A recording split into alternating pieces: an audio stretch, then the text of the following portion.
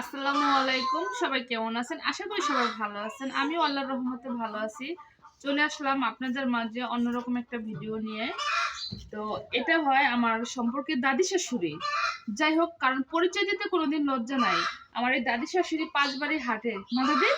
মানে এই দাদিকে আমার পূর্ব নাটকে অনেক কি চেনেন, মানে এই কয়েকটা এলাকা নিয়ে দাদি অনেক সময় হাটে, কারণ দাদির ছেলে নাই। কয় মেয়ে দাদি তোমার? 4 মেয়ে। ৪ মেয়ে। এদিকে তাকাও, বলো কয় মেয়ে? 4 মেয়ে। ৪ মেয়ে। আমার দাদি খুব অসহায়। যাই হোক, মানে এমনি অনেক ভালো লোক। দাদির মতো মনে হয় আমার মনে পড়ে না অনেকে আছে এরকম। যদিও দাদি গরিব বলতে কোনো কথা নাই, যদিও দাদির কোনো ছেলে নাই, দাদি ৫ বারে মানে করে খায়। তারপর দাদির মতো মানে এত বড় মন। দেখেন, একটা কথা বলতেছি, আজকে একটা কথা বলতে হয় আপনাদের মাঝে। যখন আপনাদের ভাইয়া মানে আমার জয়ার বাবা নির্বাচন করছে, তখন সবাইকে টুকটাক বোঝেন তো, নির্বাচনে একটু হাত মিলাইতে হয়। আমার দাদির কাছে বলে গেছিল সে, পরে দাদির ৫০০ টাকা না ১,০০০ টাকা বলে দিচ্ছে। দাদি বলছে না, আমি টাকা নিব না, কারণ তুমি মেম্বার হওয়ার পর তুমি আমার দেখবা, আমার টাকার দরকার নাই। দাদি কথা কইছিল তোমার নাতিরে? কইছো? উনি বলে মাথাটা নিয়ে অনেক দোয়াদা দিচ্ছে। তা যাই হোক, ৫ জনের দোয়া, আল্লাহর ইচ্ছা, আল্লাহরও দোয়া আছে, আল্লাহর দোয়ায় ৫ জনের ইচ্ছা উসিলায় সে মেম্বার হয়েছিল না। তাও তোমার পাশে কি তোমার নাতি ছিল? হ্যাঁ, মানে সবসময় দেখার চেষ্টা করছি। ৬টা বছর মেম্বার ছিল, দেখার চেষ্টা করছিল দাদি কও। কারণ কখনো মানে দাদির কথা সবসময় আমার স্মরণে থাকতো। আর দাদি তো কোনো জায়গায় স্লিপ দিলে চালের লেগে যেতে পারতো না, কিছু লেগে দাদি সবসময় বাসায় না দেওয়ার চেষ্টা করতাম। অথবা যাই হোক, দাদি কোনো সময় তোমার নাতিকে তোমার খারাপ জানছে বলো? হ্যাঁ, কারণ এরকম বড় মনের মানুষ মানে এই দুনিয়ায় অনেকই কম, কারণ সে অতটাই না। যাই হোক, তারপরে দাদি তুমি কষ্ট হয়। কালকে দেখি কি গ্রাম যেতেছে আমার বাড়ির ফুদ্দা, পরে দাদি বলতেছে না আমার বাজার লাগবো না, আমার মাইয়াটা বাসায়, আমি না ল্যাপে কষ্ট হয়ে যায়, ল্যাপটা পুরান হয়ে গেছে, আমি ল্যাপ বানাবো। দাদি কথা কইছিলাম তোমার বাজার করে দিয়েছি, তোমার ল্যাপ বানান লাগবো, বাজার করে দিলে না? ল্যাপ বানাবে কাল করে। আমার দাদির কাল করে অনেক ল্যাব বানাবো, তুমি আমার টাকা দিয়ে দিও। তাই সকালে দেখি দাদি আয়া পড়ছে, আমি ঘুম থেকে উঠছি, ওঠার পরে একটু পরে দেখি দাদি আইছে। যাই হোক, দাদি বলে ল্যাব বানাইবো। আর আপনাদের সবার উল্লেখ করে বলতেছি, যদি কেউ পারেন আমার দাদির পাশে থাকবেন, সে খুব অসহায়। কারণ বর্তমানে সে তারপর অনেক এর মধ্যে তো মরেই গেছিল, মানে শুনছি যে বাঁচবো না, ঢাকা হাসপাতালে নিয়ে গেছিল তোমার, তাই না? নড়ে নাই। আর দাদি এখন আমার কাছে বেশি এটা আসে না, দাদির না দেখে আমার ভালো লাগে না।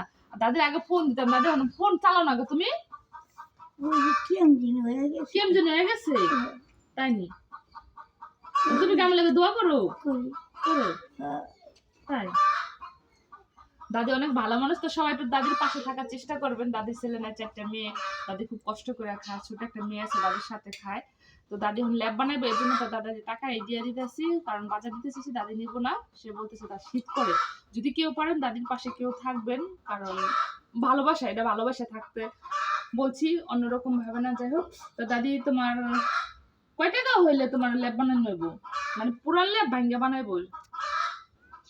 বেড়ালা কয় 2000, আমি এত টাকা কম করি।